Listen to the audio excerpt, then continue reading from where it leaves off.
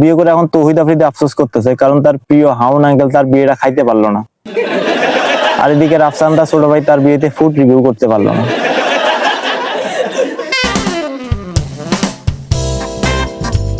এখন আর social media নাই, যেন আপনার আমার বাপের প্রপার্টি হয়ে গেছে। কেউ কাউকে ছাড় দিয়ে কথা বলে না। এক্সাম্পলটা আমি আপনাদের দিতেছি।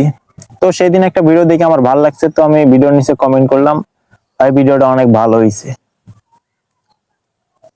তো আমার কমেন্টের নিচে আরেকজন কমেন্ট করছে, ভাই আপনার চরিত্র ঠিক করেন। অবশ্য ওটা মিয়া খলিফার ভিডিও ছিল। আমি ওরে আবার কমেন্ট করলাম, আমার না হয় চরিত্র খারাপ, কিন্তু তুই এখানে কি করতে আইছিস? অবশ্য তো জিকির শুনতে আসিস নাই। তো আপনারা যাই বলেন, সোশ্যাল মিডিয়াটা কাঁপাইতেছে কিন্তু couple blogger Umar on fire.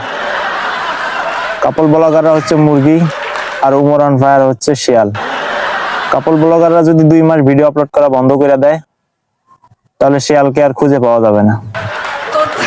তো আমার বন্ধু সেদিন এসে আমার বলতেছে ও নাকি বিয়ে করবো, বিয়ে করে কাপল ব্লগ করব। আমি ওরে বললাম, খবরদার, বিয়ে কর কিন্তু কাপল ব্লগ করস না, শিয়াল না হলে নতুন মুরগি পেয়ে যাবো। তো কিছুদিন আগে শুনলাম তৌহিদ আফ্রিদি নাকি দেখতে গিয়ে বিয়ে করছে। তো বিয়ে করে এখন তৌহিদ আফ্রিদি আফসোস করতেছে, কারণ তার প্রিয় হাউন আঙ্কেল তার বিয়েটা খাইতে পারলো না। আর এদিকে রাফসান তার ছোট ভাই তার বিয়েতে ফুড রিভিউ করতে পারলো না।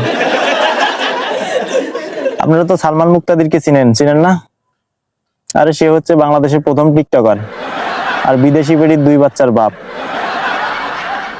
সে ফেসবুকে পোস্ট করছে, জীবন অনেক পাপ করছি, কিন্তু কোন দেশদ্রোহীর বিয়ে খেয়ে আর নিজের পাপ বাড়াইতে চাই না। পাপের কথা শুনে আমার মিরাজ আফ্রিদির কথা মনে পড়লো। আরে চেনেন না আপনারা? সে হচ্ছে তৌহিদ আফ্রিদির নানাতো ভাই।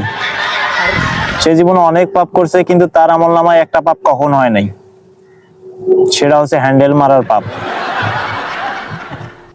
তো আশা করি আমার ভিডিওটা ভালো লাগছে, আর ভালো লাগলে like, follow, share and subscribe করবেন।